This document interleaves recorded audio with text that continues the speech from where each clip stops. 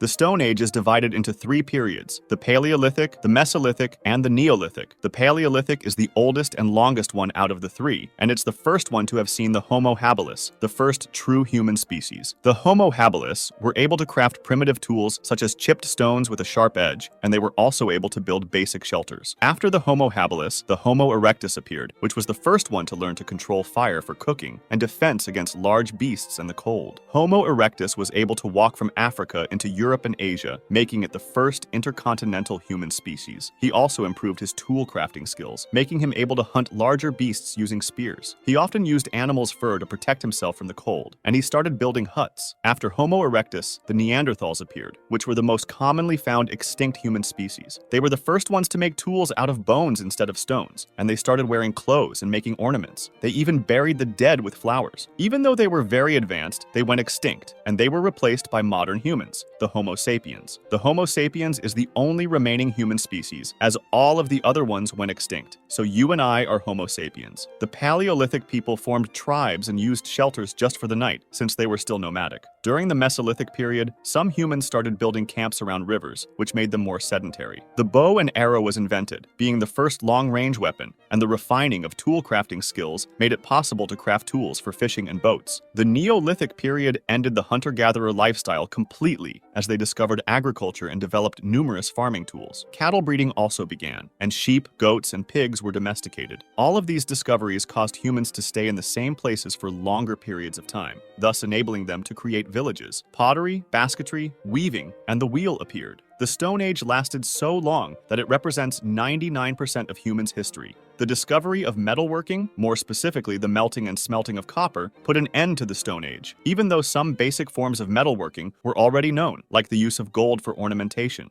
Bronze Age.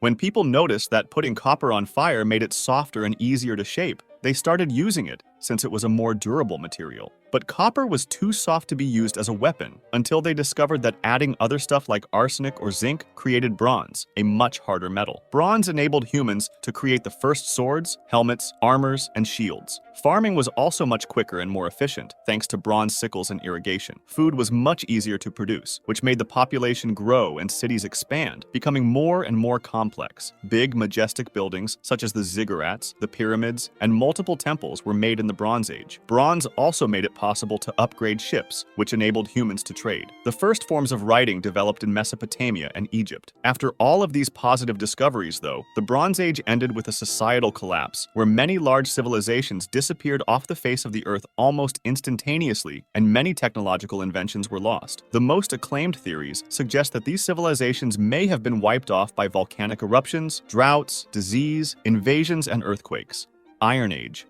After the Bronze Age collapse, humans discovered that they could also smelt iron, even though they already knew this material thanks to meteoric iron, which didn't require smelting and was more rare and valuable than gold. The initial forms of iron smelting didn't provide any advantage if compared with bronze smelting, but since iron was much less rare, they could mass-produce tools and weapons. During this age, a lot of construction and farming tools were discovered, such as forks and sewing needles. Coins became a widespread currency for trade, and the famous Great Silk Road trade route was created. The Iron Age was the last age of prehistory. Classical Antiquity.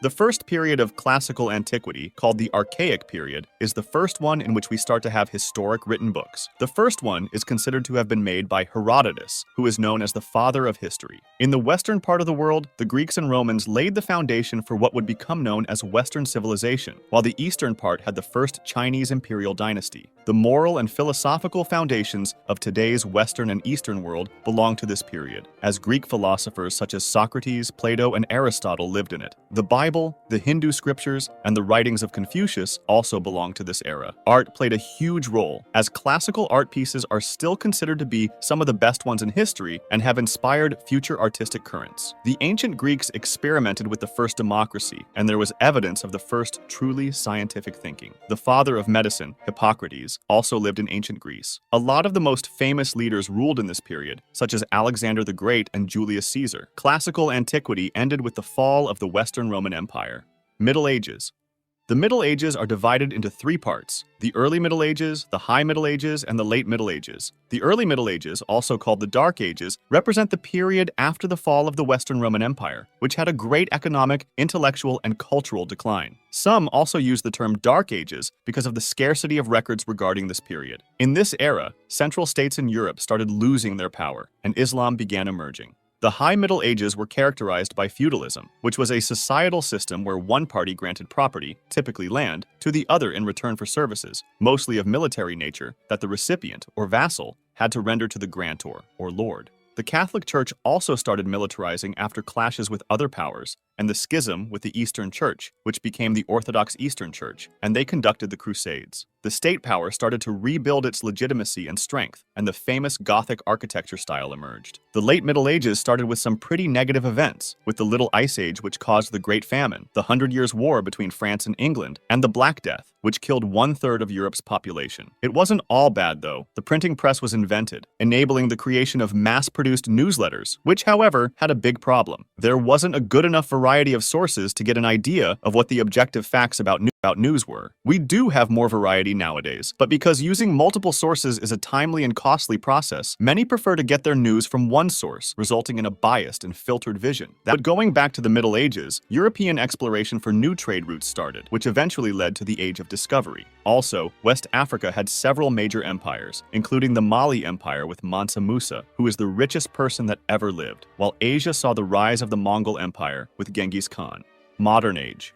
The early period of the Modern Age was characterized by the most important cultural and scientific changes, such as humanism, which is the philosophical focus on humans, their agency, and their potential. The Renaissance started flourishing, with the goal of reviving classical antiquities values and surpassing its achievements. The Renaissance, especially the Italian Renaissance, is arguably the period with the most famous and impactful artists, scientists, and philosophers in history, with figures like Da Vinci, Michelangelo, Machiavelli, Donatello, Botticelli, Galileo Galilei, Shakespeare, Caravaggio, Christopher Columbus, etc. After the Renaissance, Protestantism started with Martin Luther and his 95 Theses. The scientific revolution also happened, where the basis for modern science has been laid thanks to the works of figures like Isaac Newton, Copernicus, and Descartes. After the scientific revolution, the Age of Enlightenment came, which was an intellectual and philosophical movement that featured a range of social ideas centered on the value of knowledge learned by way of rationalism and political ideals, such as natural law, liberty and progress, toleration and fraternity, constitutional government, and the formal separation of church and state. The early modern age also saw the Age of Discovery, where the Europeans, mainly the Spanish and Portuguese, started trying to find new trade routes, ending up with the discovery of the Americas and its subsequent colonization. We had the first industrial revolution, which was a period of global transition of the human economy towards more widespread, efficient, and stable manufacturing processes thanks to the use of automated machines and the spread of steam and water power. Inspired by the American Revolution and the French Revolution, the Age of Revolution started, which is a period where most of the nations revolted and passed from absolutist monarchies to representative governments with a constitution. A second industrial revolution happened, since previously there was a slowdown in important innovations. This time we discovered things like standardization, mass production, telegraph and railroad networks, gas and water supply, sewage systems, which had earlier been limited to a few select cities, electrical power, and telephones. After that, the two world wars happened, and we entered the information age, which some refer to as the Third Industrial Revolution, with the computer, internet, artificial intelligence, robots, etc. The period after World War II is called contemporary history.